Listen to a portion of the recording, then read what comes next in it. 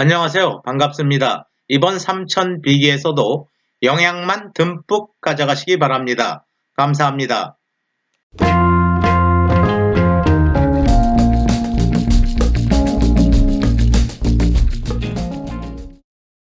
헤디 라마는 1930, 40년대 유명 여배우이자 와이파이와 블루투스 등의 원천 기술을 발명한 과학자였습니다라고 구글은 2015년 헤디 라마의 101번째 탄생일을 맞아 헌정 영상에서 추모했습니다.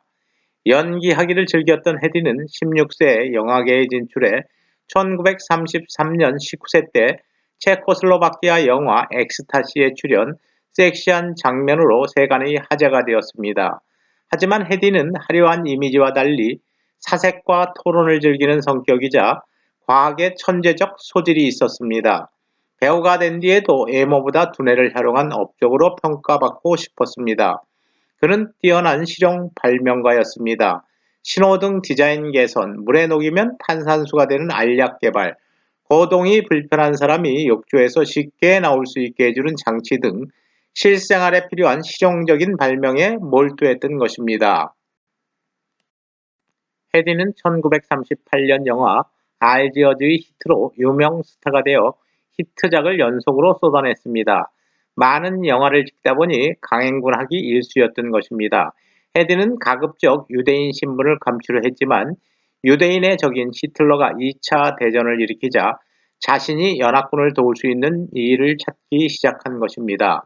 1940년 여름 피란민이 탄 영국 여객선이 독일 잠수함 유보트의 어뢰에 맞아 격침됐다는 소식에 큰 충격을 받았습니다. 70명의 어린이를 포함해 293명이 사망했습니다. 독일 잠수함 유보트는 해상권을 장악하고 있었습니다. 히틀러가 연합군을 이기게 놔두어서는 안 되겠다는 생각이 헤디를 지배한 것입니다. 이런 시국에 할리우드에서 배우로 돈을 번다는 게 불편했습니다.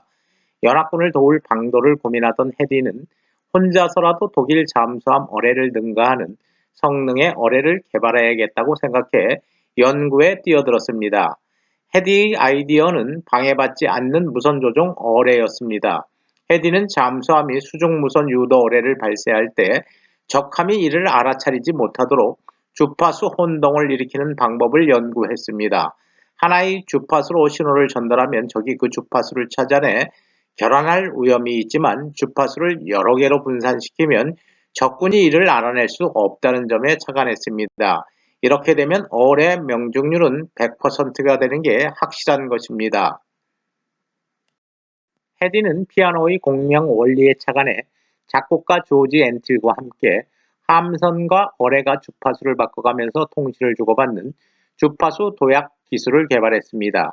이 기술이 혁신적인 이유는 설사 적군이 메시지의 일부를 도청한다고 해도 문제가 되지 않았고 이미 새로운 주파수를 통해 정보를 보내고 있기 때문입니다. 마침내 1942년 특허를 출원했습니다. 헤디는 특허가 나자 이 기술을 발명가 협회를 통해 미 정부에 기증했습니다. 그러나 미 해군은 이 기술에 대해 잘 알지 못했을 뿐 아니라 제품으로 만들 능력도 없어 이를 사용하지 않았습니다. 게다가 당시 그녀가 미국 시민이 아닌 외국인 신분이자 연합군의 적인 오스트리아 출신이라는 이유로 특허 자격마저 몰수했습니다. 해군에 제출된 특허는 1급 비밀로 봉해져 발명가 자신을 포함해 누구도 이를 쓰지 못하게 금지하여 전쟁 기간에 세상에서 사라지고 말았습니다. 해군은 헤디에게 발명은 전문가에게 맡기고 미국을 돕고 싶다면 전쟁 채권을 팔라고 권했습니다. 헤디는 좌절하지 않고 전쟁 채권 판매 투어에 참여하여 채권도 잘 파는 한편 야광 개목걸이, 콩고드 항공기 설계 개선 등 발명 활동도 계속했습니다. 전쟁이 끝난 후 헤디가 주연으로 출연한 삼손과 델릴라가 큰 성공을 거두었습니다.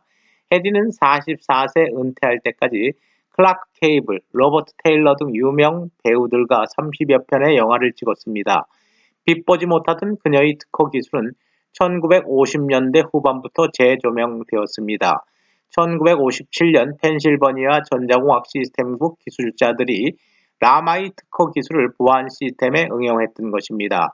1962년 쿠바 미사일 사태 때도 다시 응용되었습니다. 헤디 라마의 도청 방지 아이디어를 이용한 전화기로 루즈벨트 대통령과 처칠 총리가 통화를 했는데 이는 세계 최초의 디지털 전화 접속이었습니다. 헤디의 주파수 도약 기술과 이를 응용한 보안 시스템으로부터 데이터 전송과 이동통신 연결망, 더 나아가 인공위성, 휴대폰, 무선 인터넷이 탄생한 것입니다. 미군이 헤디의 주파수 도약 기술을 비밀 문서에서 해제하면서 누구나 이를 사용할 수 있게 되었습니다. 이 발명품은 전자시대가 열리면서 통신혁명의 토대가 되었습니다. 주파수 도약 기술은 오늘날 휴대전화, 와이파이, 블루투스, GPS 등의 원천 기술로 적용되고 있습니다. 해커로부터 컴퓨터를 보호하는데 없어서는 안 될 기술이 되었습니다. 안타깝게도 헤디 라마는 특허로 아무 금전적 이득도 얻지 못했습니다. 헤디는 은퇴 후 플로리다에서 은둔 생활을 했습니다. 그의 발명을 뒤늦게 알아본 사람들이 온라인에 글을 올리기 시작하자 헤디의 업적은 세간에 알려지게 되었습니다.